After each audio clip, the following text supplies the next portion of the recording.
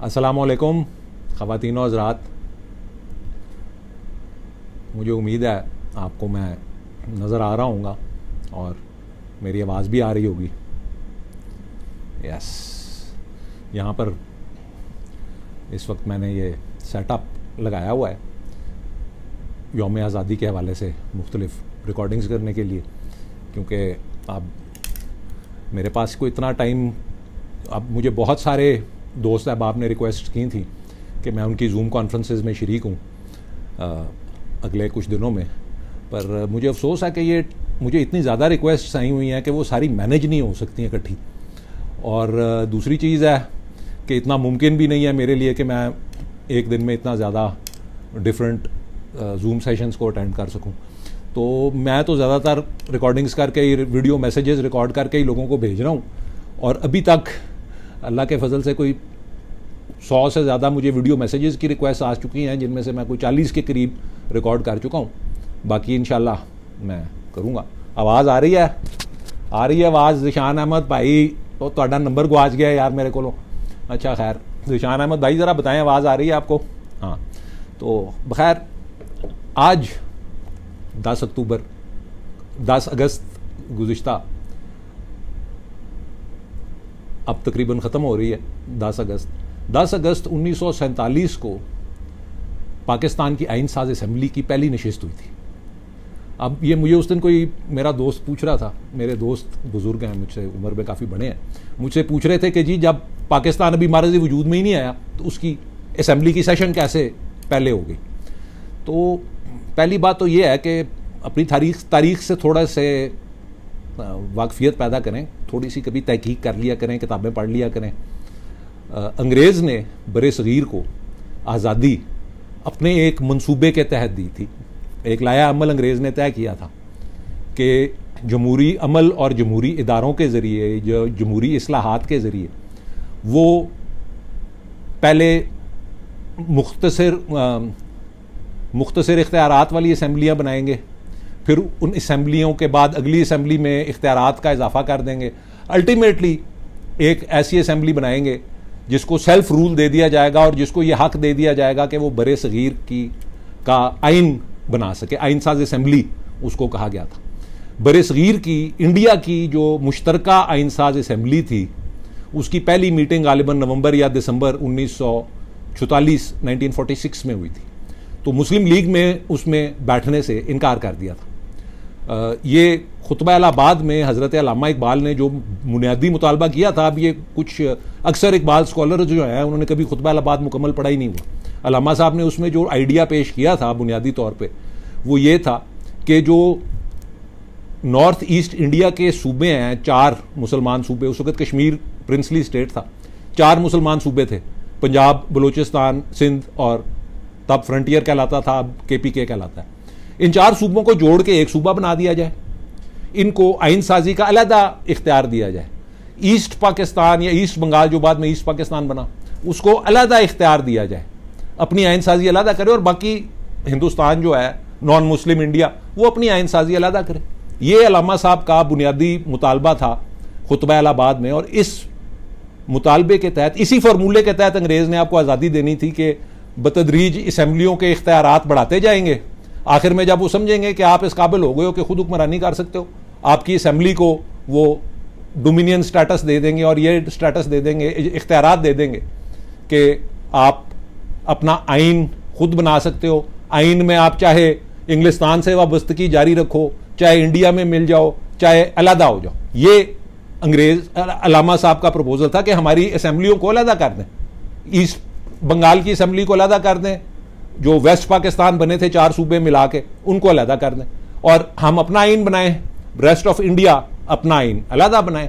ये सिंपल सी अल्लामा साहब की जो डिमांड थी, ये सीधी सी सिंपल सी बात थी कि हमें अलहदा कर दो हम। और ये इसका मतलब ये होता है कि आप अलहदा रियासत बना लें अपना। जब आप आइन बनाएंगे उसमें खुद मुख्तारी है आपके पास, आप जो मर्जी करें। ये अल्लामा साहब का मुतालबा था बुनियादी तौर पे। एक सेकेंड। तो जैसा कि मैंने आपको बताया 1946 में ये असम्बलीज इलेक्ट हो गई। ये इन असम्बलीज का इलेक्शन जिस तरह आजकल का सेनेट का इलेक्शन होता है, सूबाई असेंबलियों ने खुद किया, यानी कि हर सूबे की अपनी असेंबली ने अपने अरकान को मुतनासिब नुमाइंदगी की बेस पे कि जितनी सीटें मुस्लिम लीग की थीं उनको उतने नुमाइंदे मुस्लिम लीग को मिले, पंजाब की असेंबली में जितनी दूसरी पार्टियों की थी उतने नुमाइंदे उनको मिले।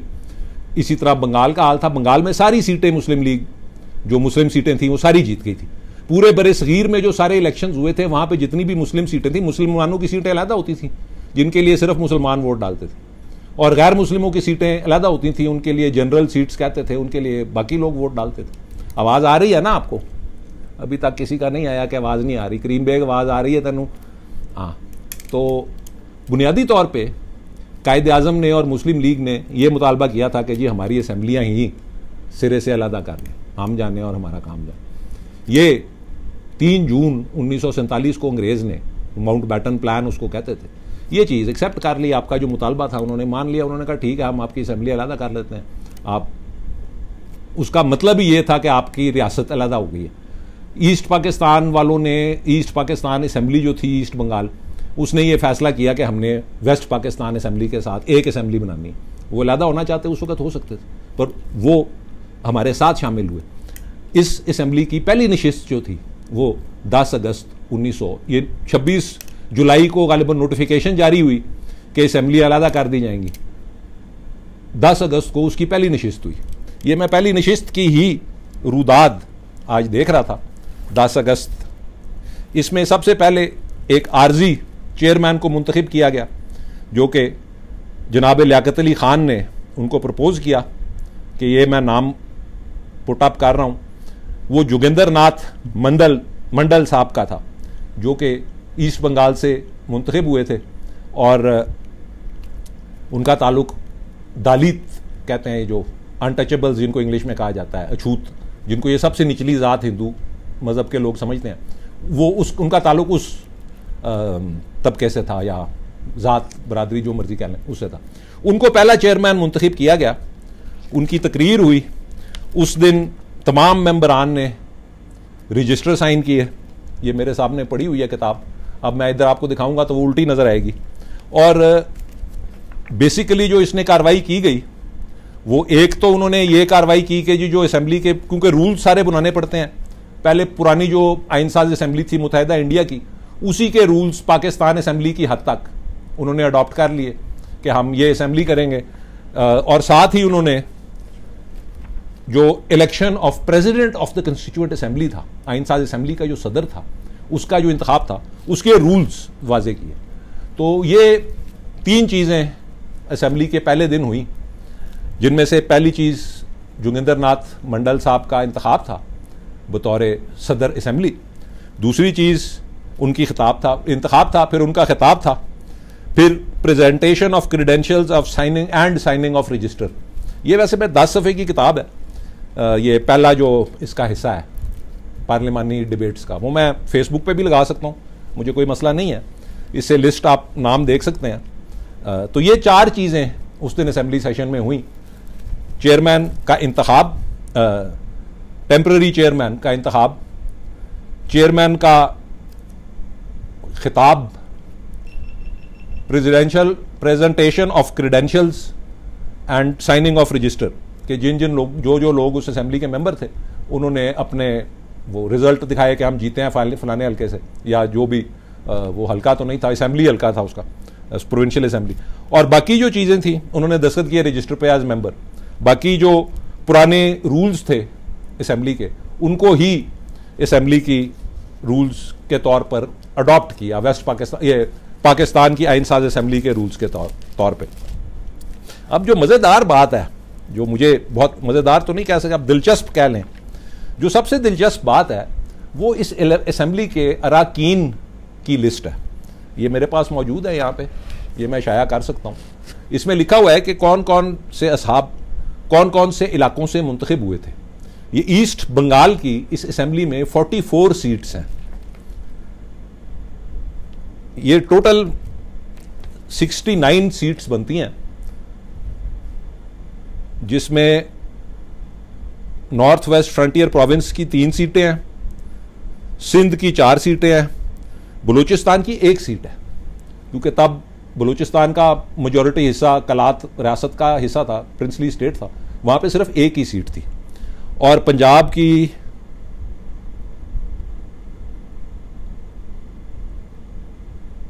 17 सीटें थीं, जिनमें से 4 मेंबरान गालिबन इंडिया चले गए थे, तो वो सीटें वकेट हो गई थी। तो 14 मेंबर्स वेस्ट पंजाब के थे जो हमारे हिस्से में पंजाब आया। तो इसमें जो बहुत दिलचस्प बात है, मुझे खुशी हुई है देख के, फ़ख्र हुआ है, कायद आज़म मोहम्मद अली जिन्ना पंजाब की नशिस्त से मुंतखब हुए थे, और साथ उनके सरदार अब्दुर्रब निश्तर जिनका ताल्लुक NWFP से था। ये दोनों असाब, कायद आज़म मोहम्मद अली जिन्ना और सरदार अब्दुर्रब निश्तर, पंजाब से मुंतखब हुए थे। ये लिस्ट मेरे पास मौजूद है। मेरे एक भाई मौलाना मशहूद कासमी साहब हैं, उन्होंने मुझे ये भेजी है लिस्ट, तो अगर इसमें कोई गलती है तो वो उनकी जिम्मेदारी है। खैर, मेरा ख्याल है ये दुरुस्त वैसे लिस्ट है, आपस की बात है। कायद आज़म मोहम्मद अली जिन्ना पंजाब से मुंतखब हुए हैं, सरदार अब्दुर्रब निश्तर भी पंजाब से मुंतखब हुए हैं। बंगाल से जो 44 मेंबर्स मुंतखब हुए थे इस असेंबली में, उनकी ऑल्दो पार्टी एफिलिएशन तो नहीं दर्ज, पर यहां से यह जाहिर जरूर होता है कि 4 ऐसे मेंबरान थे जिनको खुसूसी तौर पे बंगाल से मुंतखब करवाया गया था, ईस्ट पाकिस्तान से मुंतखब करवाया गया था। हाँ, ये मैं बता दूं कि इस असेंबली की सारी नशिस्तें जो थी वो ऐसे इलाकों से थी जो कि जोग्राफियाई तौर पर वेस्ट पाकिस्तान या ईस्ट पाकिस्तान का हिस्सा थी। ये कहना कि जी वो लोग अपनी सीटें इंडिया छोड़ आए थे, ये दुरुस्त नहीं है। वो सेनेट की तरह सूबाई असेंबलियों ने मुंतखब की थी। ईस्ट बंगाल की सूबाई असेंबली ने 44 मेंबर्स मुंतखब किए थे, और बाकी जो वेस्ट पाकिस्तान था उन्होंने बाकी मेंबर्स मुंतखब किए थे। 36 टोटल बनते हैं इसमें, तो जो वेस्ट पाकिस्तान से मुंतखब हुए थे। तो जो बंगाल की लिस्ट है, इसमें मेरे नज़दीक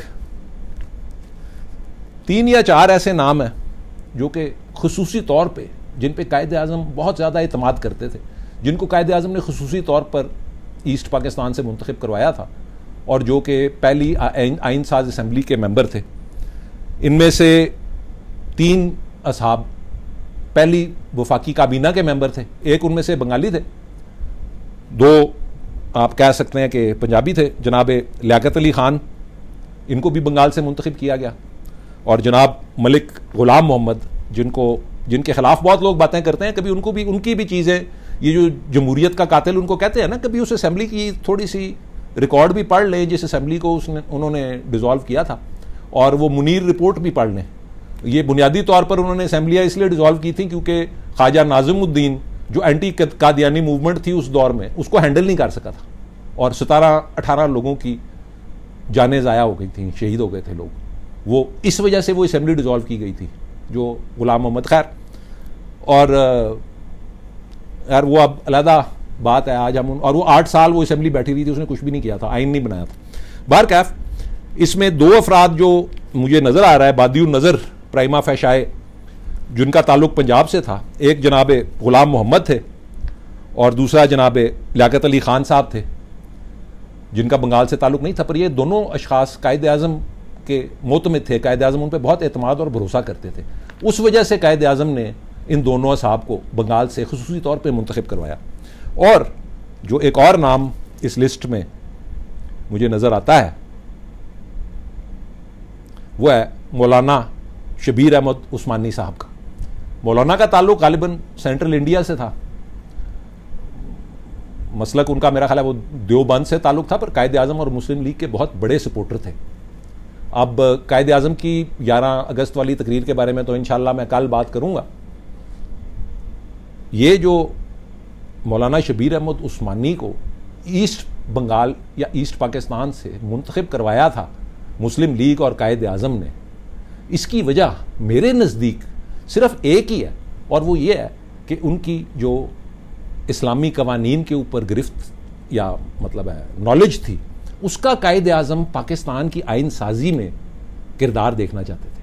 अगर कायद आज़म वाहिद इस तरह की, जिस तरह के ये लगड़ बगड़ लिबरल कहते हैं कि जी सेकुलर पाकिस्तान चाहते थे, अगर वो सेकुलर पाकिस्तान उन्होंने आइन सेकुलर बनाना होता तो उनको उलमाए कराम को आइन साज असेंबली में शामिल करने की क्या ज़रूरत है? मुझे बता दें, कोई और वजह है आपके पास? इलेक्शन हम जीत चुके थे। पूरे बरे सगीर में मुस्लिम लीग 86% गालिबन सीटें जीत चुकी थी। कोई इलेक्शन तो था नहीं जिसके लिए आज जिस तरह वो कहते हैं कि जी वो फलां मौलाना को सेनेट में टिकट इसलिए दिया जाता है ताकि उनकी जमात के सारे अफराद उस जमात को वोट डाल दें जिसने उनको सेनेट का टिकट दिया। तो तब तो वो सब कुछ हो चुका था, हमें ज़रूरत नहीं थी किसी ऐसे लोगों की या ऐसी जमात के वोटों की। इलेक्शन हम जीत चुके थे, इलेक्शन हो चुके थे। मेरे नज़दीक मौलाना शबीर अहमद उस्मानी को इस असम्बली का रुकन बनाना उसका मकसद, और कायद आज़म ने खसूसी तौर पे इन लोगों की फाइनलाइज की थी लिस्ट के किन अफराद को मेंबर बनाना है कंस्टिट्यूंट असम्बली का और किन को नहीं बनाना। तो मेरे नज़दीक मौलाना शबीर अहमद उस्मानी को मेंबर बनाने की वाहिद वजह ही ये थी कि इस्लामी जो कवानीन हैं या इस्लामी शिकें जो उस आइन में कायद आज़म डालना चाहते थे, उस हवाले से सही रहनुमाई या जो नॉलेज है वो असम्बली को मौलाना शबीर अहमद उस्मानी साहब मुहैया कर सकें। तो मेरी तो पाकिस्तान, आज मैं ज़्यादा लंबी गुफ्तगू नहीं करूँगा, अभी भी मुझे कुछ साहब ने इंटरव्यू करने के लिए मिलने आना है। मैं माजरत खा हूँ, मुझे रोज़ लोगों के फ़ोन आते हैं कि जी हमारी वो प्रोग्राम में हिस्सा ले लें, जूम कॉन्फ्रेंस में आ जाएं, वीडियो मैसेज रिकॉर्ड करते हैं। वीडियो मैसेज तो मैं रोज़ रिकॉर्ड करता हूँ सारी सारी रात बैठ के, अब पता नहीं मुझसे कितने होते हैं, कितने बीच में रह जाते हैं, पर मैं भी आखिर इंसान हूँ, विद इन लिमिटेशंस ही मुझे करना पड़ता है। तो आज मैं ज़्यादा लंबी बात नहीं करूँगा, कल मैं कोशिश करूँगा कि 11 अगस्त की जो कायद आज़म की तकरीर है उस पर भी रोशनी डाल लूँ। मेरे पास ये उस सेशन का भी, नशिस्त का भी, जो असम्बली की 11 अगस्त की नशिस्त थी उसका भी मुकम्मल रिकॉर्ड मौजूद है। उस दिन कायद आज़म मोहम्मद अली जिन्ना को सदर मुंतखब किया गया था, मुस्तकिल सदर पाकिस्तान की आइन साज असम्बली का। उनके इंतखाब हुआ था अनअपोज्ड, उनके खिलाफ कोई नहीं खड़ा हुआ था, वो जीत गए थे बिला मुकाबला। और कायद आज़म ने जब वो सदारत का ओहदा संभाल लिया, कुर्सी संभाल ली, I will now request the president to take the chair. Loud applause. Quaid Azam Mohammad Ali Jinnah accompanied by the Honorable Mr. Liaquat Ali Khan and the Honorable Sardar Abdul Rabb Khan Nishtar went up to the dais and occupied the chair amidst loud applause। यानी कि जो आर्जी सदर आज मुंतखब हुआ था उसने 11 अगस्त को सुबह जब कायद आज़म का इंतखाब हो गया बतौर सदर आइन साज असम्बली, तो उन्होंने कायद आज़म को रिक्वेस्ट की कि आप आके सदारत की कुर्सी संभालें। और कायद आज़म मोहम्मद अली जिन्ना जब सदारत की कुर्सी संभालने गए तो उनके 2 करीब तरीन साथी उनके साथ गए उनको कुर्सी तक छोड़ने, जनाब लियाकत अली ख़ान और जनाब सरदार अब्दुल रब निश्तर। वो भी क्या लम्हा होगा तालियों की गूंज में। बाहर कैफ तो कायद आज़म के इंतखाब के बाद कुछ फाजिल मेंबरान ने उस असम्बली के मुबारकबाद के पैगाम दिए, जिनमें पहले लियाकत अली ख़ान साहब हैं, फिर किरण शंकर रॉय साहब हैं, ये खातून नहीं है, ये इंडियन कांग्रेस पार्टी के गालिबन, हाँ जी, ये इंडियन कांग्रेस पार्टी के सदर थे बंगाल के गालिबन। उन्होंने कहा जी सेकुलर होना चाहिए, हमें मंदिरों में जाने से डर लगता है, इस तरह की बातें। फिर M.A. खुरो साहब जो कि सिंध के वज़ीर आला थे गालिबन उस वक्त, सिंध से मुंतखब नुमाइंदे थे, उन्होंने मुबारकबाद की तकरीर की। फिर जनाब अबुल कासिम खान साहब ने मुबारकबाद की तकरीर की। फिर मोहतरमा बेगम जहान आरा शाहनवाज जो कि डायरेक्ट मतलब है वो सेनेट की तरह मुंतखब हुई थी, विमेन सीट नहीं थी, रेगुलर सीट पे मुंतखब हुई थी बेगम जहान आरा शाहनवाज साहब, इन्होंने तकरीर की कायद आज़म को मुबारक देने की। इसके बाद कायद आज़म का 11 अगस्त का उस आइन साज असम्बली से खिताब है। ये 3.5 सफ़े का खिताब है, इस पर मैं तफसील से कल सारी आपको रोशनी डाल दूंगा। ये 3.5 सफ़े की तकरीर है और इसकी इब्तदा में ही कायद आज़म ने फरमाया है कि ये कोई बाज़ाब्ता या सोचा समझा वो क्या कहते हैं लाया अमल नहीं है, ये जो कुछ भी मेरे जहन में आता जाएगा मैं उसी तरह बताता जाऊंगा। इस पर मैं तफसीली गुफ्तगू कल करूंगा इंशाल्लाह, और मैं कोशिश करूंगा कि सुबह मैं कम अज़ कम ये जो 11 अगस्त वाली तकरीर वाला कायद आज़म का हिस्सा है इस कार्रवाई का, ये जो है कंस्टिट्यूएंट असम्बली का जो पहला ये जो दूसरा दिन था 11 अगस्त, मैं कोशिश करूंगा कि इसको मुकम्मल तौर पे कल सुबह या आज रात को फेसबुक पे लगा दूं ताकि मेरी गुफ्तगू से पहले आप सब इसको पढ़ सकें। जिस तरह वो उस्ताद स्कूल में कहते हैं ना कि ताड़ा होमवर्क है कि कल आन तो पहले ए पढ़ लेना तुसी। खैर पंजाबी में तो नहीं कहते होंगे, ऑफ कोर्स उर्दू में कहते होंगे, पर खैर बहुत मेरे तो दिल को लगती हैं ये बातें जब मैं ये रूदाद पढ़ता हूँ कि जिन लोगों ने कायद आज़म मोहम्मद अली जिन्ना ने और उनके साथियों ने इस रियासत की बुनियाद रखी थी, उनकी कितनी मेहनत और लगन थी इस रियासत के साथ, इस रियासत के लोगों के साथ। कभी पढ़े इन चीज़ों को, कभी कायद आज़म की ये मैं तकरीरें पढ़ रहा था, ये मुझे उस दिन कोई पूछ रहा था ये किताब कहाँ से मिलती है। ये हुकूमत पाकिस्तान का एक ज़ैली इदारा है बज़्म इकबाल, यहाँ पे ऐवान कारकुनान तहरीक पाकिस्तान के पीछे वाक़या है, CM हाउस पंजाब के नज़दीक है। ये उन्होंने शाया की हुई है 1996 में। इसका नाम है speeches statements and messages of the Quaid Azam. ये वॉल्यूम 4 है जिसमें 1946 से 1948 के कायद आज़म के बयानात और तकरीरें हैं। कभी पढ़ लें। ये जो लिबरल लगड़ बगड़ इस 11 अगस्त की तकरीर की 4 लाइनों को, जो कि आपस में जुड़ी हुई भी नहीं है, एक लाइन एक पैराग्राफ से है, 2 लाइनें दूसरे पैराग्राफ से हैं, उन 2 हिस्सों को जोड़ के कहते हैं जी ये कायद आज़म का मुस्तकबिल का विजन है। मेरे नज़दीक ये दुरुस्त नहीं है। उसमें ज़रूर जो कायद आज़म ने सुनहरी बातें की हैं, बहुत अजीम बातें हैं। पहली चीज़ जो 4 चीज़ों के खिलाफ उन्होंने आपको मोहतात किया है, खैर इसकी मैं कल तकरीर कर दूंगा, वो करप्शन, ब्राइबरी, अकरबा परवरी और ब्लैक मार्केटिंग है। उनको आप भूल जाते हैं, उनका जिक्र ही नहीं करते और आ जाते हैं जी कायद आज़म सेकुलर पाकिस्तान चाहते थे। अफसोस है यार, थोड़ी सी कायद आज़म की सोच और विजन को समझने की कोशिश करें, कभी पढ़ें। कायद आज़म के सारे बयानात जो आखिरी 3 सालों में है, वो एक ऐसा पाकिस्तान चाहते थे जैसा अलामा साहब चाहते थे। अलामा साहब ने कायद आज़म को खतूत में लिखा था कि जहाँ पर भी हम हुकूमत कायम कर सकें, हमें चाहिए कि हम शरीयत का नफाज करें, पर शरीयत को पहले वक्त के तकाज़ों के साथ हम आहंग बनाएं इज्तिहाद के ज़रिए। ये अलामा साहब की कायद आज़म को तहरीर थी। और कायद आज़म के जो सारी तकारीर हैं आप कभी पढ़ें। अमेरिका के जो मीडिया थी उसने कायद आज़म से पूछा था कि मुस्तकबिल का लाया ये आइन जो है पाकिस्तान का किस तरह का हो, तो कायद आज़म ने जवाब दिया कि ये मेरा फैसला नहीं है, ये आइन साज असम्बली का फैसला है कि वो अपने लिए क्या चुनते हैं, पर मुझे यकीन है, ये कायद आज़म के अल्फाज हैं, कि वो आइन जो होगा उसकी बुनियाद इस्लामी कवानीन या शरीयत होगी। कायद आज़म के अल्फाज हैं। एक जगह से ज़्यादा कई जगह पे तकरीर की हुई, कायद आज़म ने यह बयान दिया हुआ, इंटरनेशनल मीडिया को दिया हुआ, लोकल मीडिया को दिया हुआ।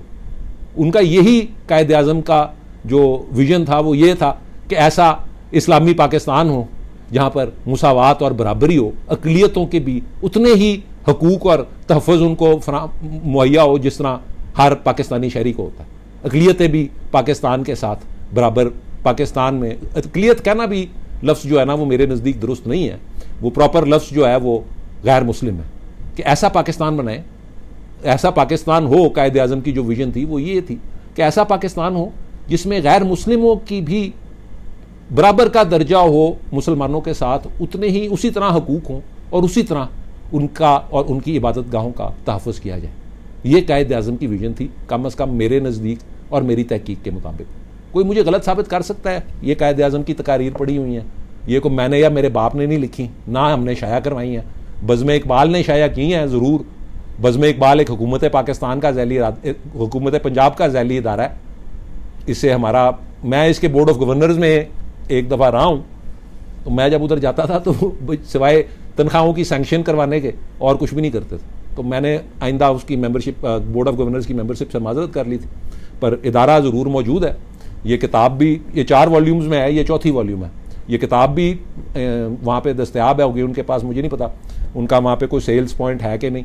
ये मैं नेट पे भी देख रहा था, वो जो इकबाल सोसाइटी वाले हैं वो अपने अल्लामा इकबाल वाले पेज पे भी ये किताब शायद उन्होंने फ़रोख्त के लिए लगाई हुई है, वरना गूगल में आप सर्च कर लें। इसका नाम है selected statements, speeches, statements and messages of the Quaid Azam, collected and edited by Khurshid Ahmad Khan Yusufi साहब। कमाल एडिट है वैसे।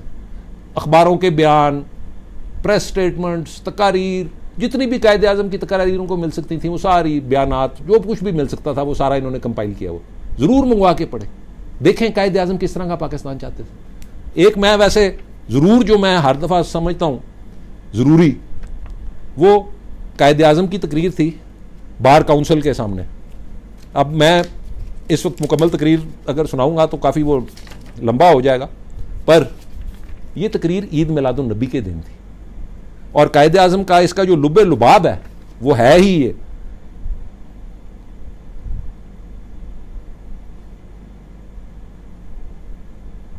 मैं आपको थोड़ा सा कुछ पढ़ के सुना ही देता हूं। Today we meet here in a small body to pay tributes to the great man हजूर सल्लल्लाहु अलैहि वसल्लम, for not only he has reverence of millions but also commands the respect of all the great man of the world. What tribute can I a humble man pay to this great man. ये कायद आज़म कह रहे हैं कि मैं एक humble शख्स, आम शख्स, इतनी अजीम शख्सियत को सल्लल्लाहु अलैहि वसल्लम की किस तरह तारीफ कर सकता हूं।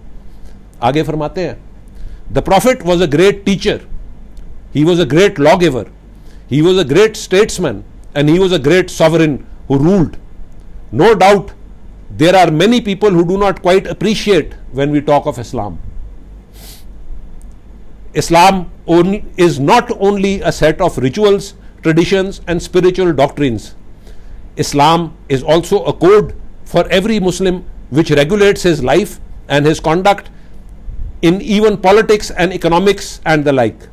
It is based on the highest principles of honor, integrity, fair play and justice for all. ये इस्लामी कवानीन की, हजूर सल्लल्लाहु अलैहि वसल्लम की तालीमात की कायद आज़म बात कर रहे हैं।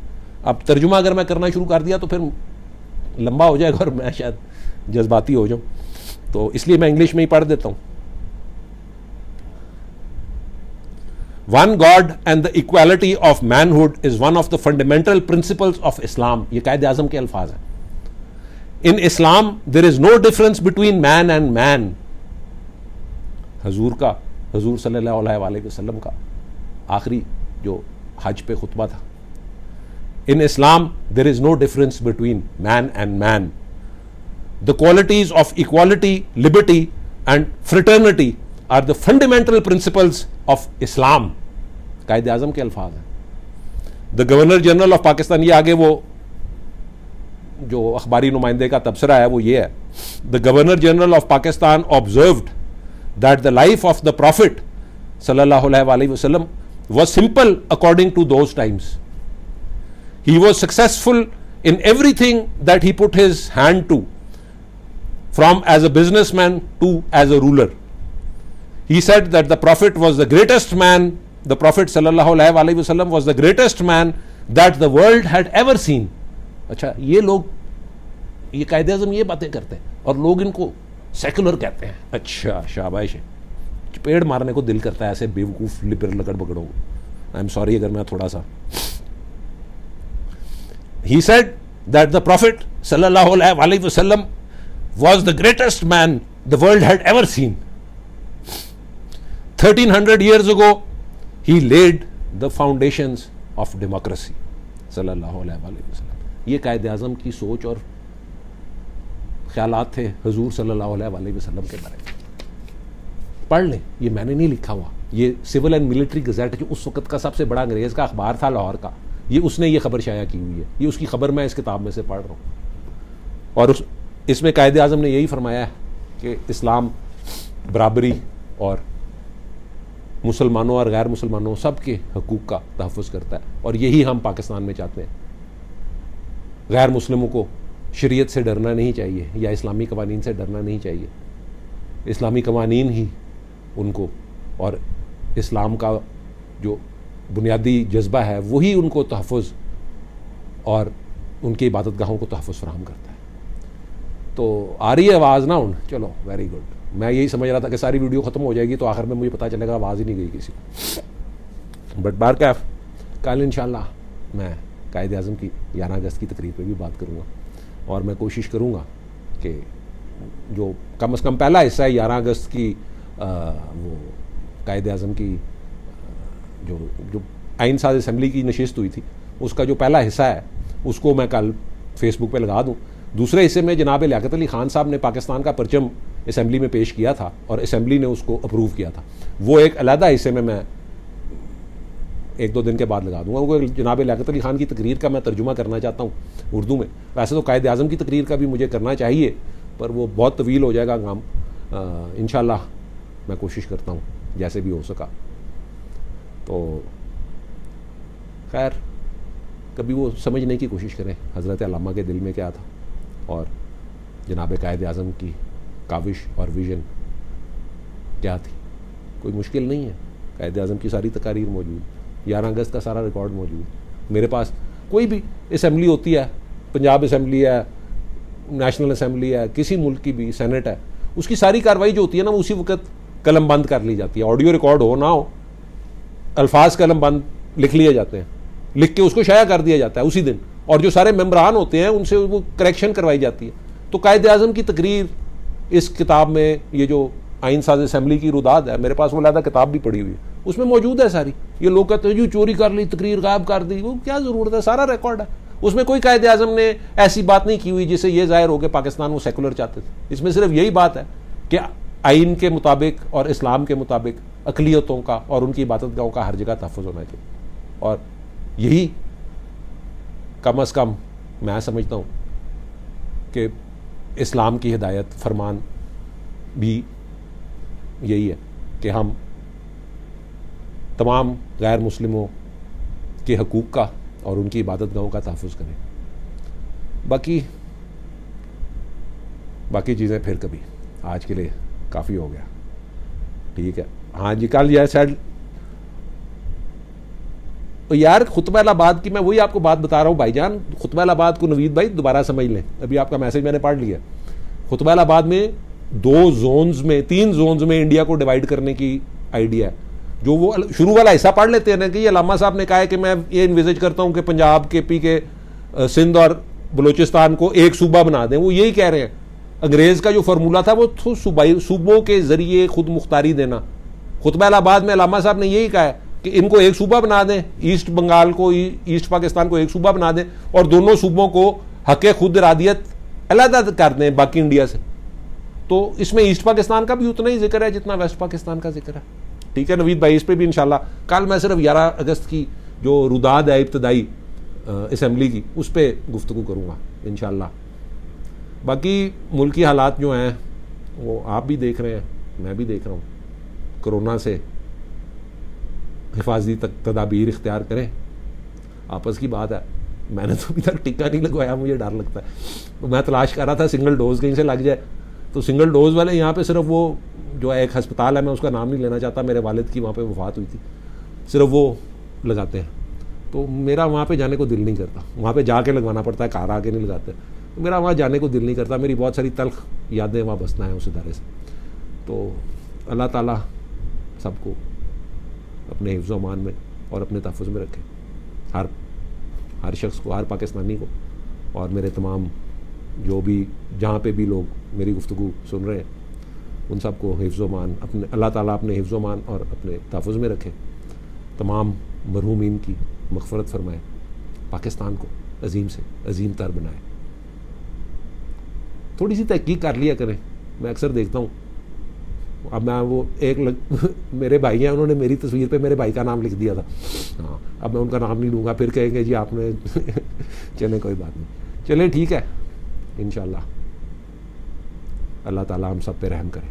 पाकिस्तान जिंदाबाद। यस।